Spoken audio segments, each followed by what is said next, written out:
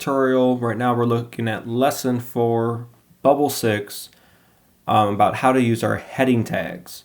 So unfortunately there's not one here where I can show you how to do it on a separate page. So I'm only going to walk you through half of bubble 6, and then you have to complete it successfully on your own to get full credit. So right now this is exactly how it looks like from scratch. They give you all this great information in the workspace about these 3 pets that the web designer made. Notice again, this person's being safe online because they did not include their actual name. They talked about their pets. They talked about their pets' names. They can include pictures of their pets, but they're not including any personal information about themselves. So let's walk through this. We already have that my pets is heading 1, and we can see that because of this right here. We then want to go through the workspace, and what we want to do for each line that has new text, we want to put a opening tag and a closing tag around that text. Think about it like quotation marks or parentheses. We have a start and an end to everything. So when I read this, right, my pets, I have 3 different pets. They're all my favorite for different reasons. That sounds like a paragraph to me, right? This person's explaining themselves. So let's use our paragraph tag for this. And notice how I used P for our opening and then /P for our closing tag.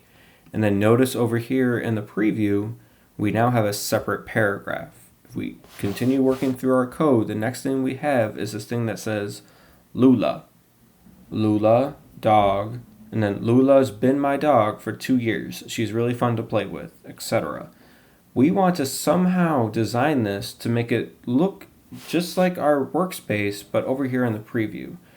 So maybe since we already used heading 1, let's use heading 2 next. I start heading 2. If I start something, I need to finish it. So we need to close our heading 2.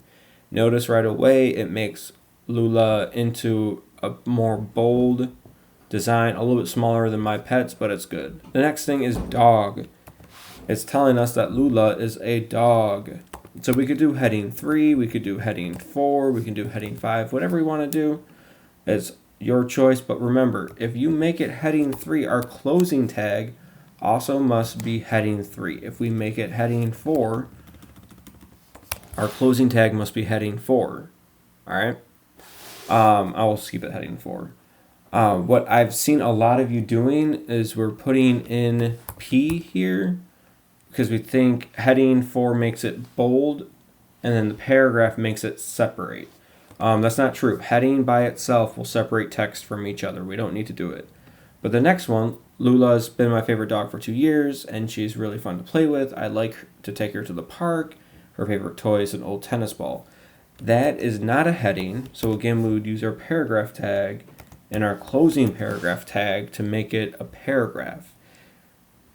That's all I'm going to do for the tutorial. The next step you have to take on your own is to finish with Slowpoke the turtle and Hamster the fish. Again, using heading tags and closing heading tags, and then paragraph tags and closing paragraph tags to finish out these last 6 parts.